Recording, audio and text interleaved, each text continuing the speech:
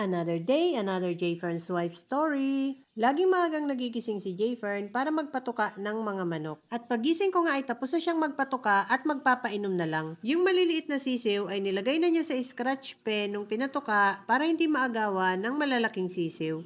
Nagtimpla ng Pyrestat powder si Jayfern para ipainom sa lahat ng mga manok. Ang Pyrestat powder kasi ay anti-malarial at coccidiostat. Meron itong pyrimethamine hydrochloride at sodium sulfamonometoxin na nagpe-prevent sa mga manok para magkaroon ng malaria at coccidiosis. Meron din itong vitamin K3 na may important role in blood clotting. Nagtatay kasi ng dugo ang mga manok kapag may coccidiosis at maiiwasan silang manghina kapag naampat ang pagtain nila ng dugo. 2 days kaming nagbibigay ng Pyrestat sa mga sisiw namin every week for prevention. Pagkatapos magpainom ng mga manok si Jayfern, ay pinababahan niya ang aming Bagsikline brood hen sa aming 7 times winner brood cup. Everyday siya nagpapaluhod ng brood hen para siguradong may similya ang lahat ng mga itlog. Maalwa na kami magpababa ngayon ng brood hen dahil sa towel.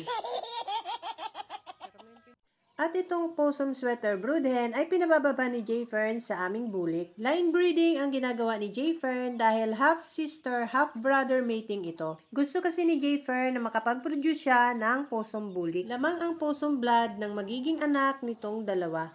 Kinahaponan, maaga kaming nagpatuka dahil pupunta kami ni Jayfern sa farm. Nagdala kami ng konsumo ni Richard at isinama ako ni Jayfern dahil 3 weeks na akong hindi nakakapunta doon. Nasalubong namin ang anak nila na sa daan at nagulat ako, ang laki na niya. Siya ang nag-iisang lalaki dyan sa mga alaga ni Richard kaya lahat ng babae dyan ay binababahan na daw ng anak ni Lana. Alas 4 na kami dumating sa farm at wala dyan si Richard dahil inutusan siya ni Jayfern na manguha ng kawayan. Sobrang init na nga ngayon at ayan, kitang-kita na ang tuyo ang mga damo sa dinadaanan namin.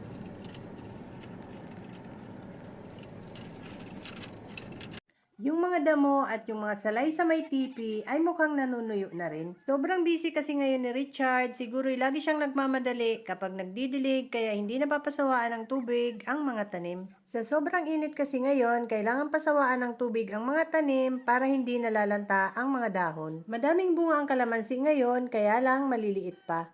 Baka after 3 weeks yan ay pwede nang mag-harvest ng kalamansi. Wala nang 10 piraso ang mga nakataling manok sa aming cording area. Yung client namin nung isang araw na kumuha ng 3 manok ay bumalik ulit kaninang umaga para kumuha ulit ng isa. Mahigit 10 manok na ang nakukuha ng aming repeat client na yon. Thank you so much po. Paglapit ko dito sa range area ay nakita ko ang mga manok na nagtatakbuhan. Malayo na nga ang nararating nila.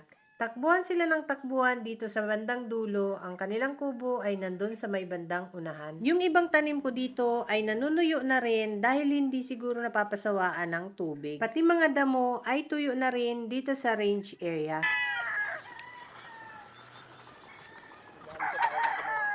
Ha?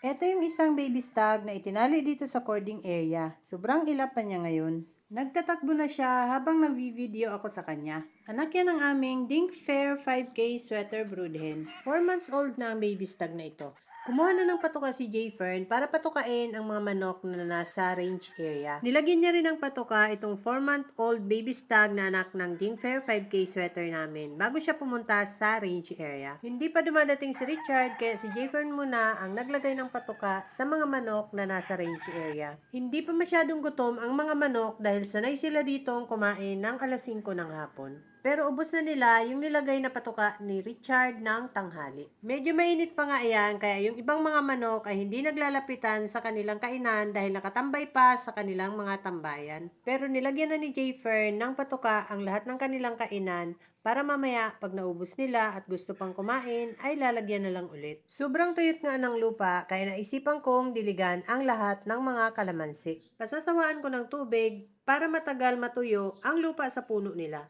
Bago mag-alas 5 ay dumating na rin si Richard. Hindi pa rin ako tapos sa pagdidilig. Gagawa sila ng ilaw at isasabit dyan sa puno ng butatae. Nasa gitna yan ng cording area kaya maliliwanagan ang buong cording area pati na rin ang range area. Maya-maya pa ay pinatigil muna ako pagdilig dahil kukuhanin pala yung wire ng water pump. Sobrang haba kasi ng wire ng water pump kaya doon na lang sila puputol ng pagkakabitan ng ilaw. Idinugtong na ni Jay Fern yung nabili naming outdoor socket sa wire. Pagkadugtong niya ay binalutan na niya ng electrical tape. Pagkatapos sa kabilang dulo naman ng wire ay ikinabit niya ang plug. Pagkatapos nilang ayusin ang ilaw ay nagpatuloy na ulit ako sa pagdidilig. Sa loob naman ng range area ako magdidilig at pati ang lupa doon ay didiligan ko lahat. Kinuha na rin ni Richard ang hagdan para makaakyat siya sa puno. Inayos niya na muna ang kahoy na pagtatalian ng ilaw.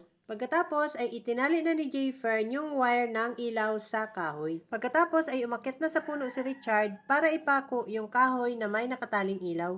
Pagkatapos niyang ipako, ay hinila niya ang wire para hindi lumaylay sa mga kalamansi. Nasira na kasi yung mga solar floodlights na nilagay ko dyan dati. 2 floodlights na lang ang natitira, kaya medyo madilim na sa may range area.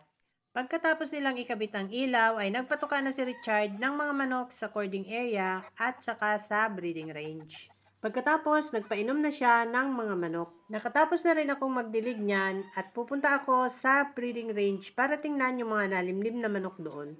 Yung hatch pullet namin ay nalimlim na at halos 2 weeks na daw itong nalimlim kaya malapit na ring mapisa ang mga itlog nito. 3 inahin ang nalimlim dito sa breeding range kasama na yung 2 black na inahin. Ito yung inahin na pinahiram sa amin at halos magkakasunod lang daw silang lumimlim. Nauna lang ng ilang araw yung hatch pullet. Kaya pag napisa yan ay halos sunod-sunod din. Ito naman yung SBR brood hen namin. Ito yung pinakahuling lumimlim sa mga inahin na nandito sa breeding range. Pag napisa ang mga sisiw nila ay malamang yung mga sisiw niyan ay pagsasama-samahin din dahil iisang batch sila. Medyo madilim na nga at sinindihan na yung ilaw na ginawa nila Jayfern. Hanggang breeding range ay abot ang liwanag nito. Nagyaya na nga pa uwi si Jayfern dahil kailangan pa namin niligpit ang mga sisiw sa likod ng bahay namin. That's all guys. Thank you so much for watching. Please like, share, and follow for more.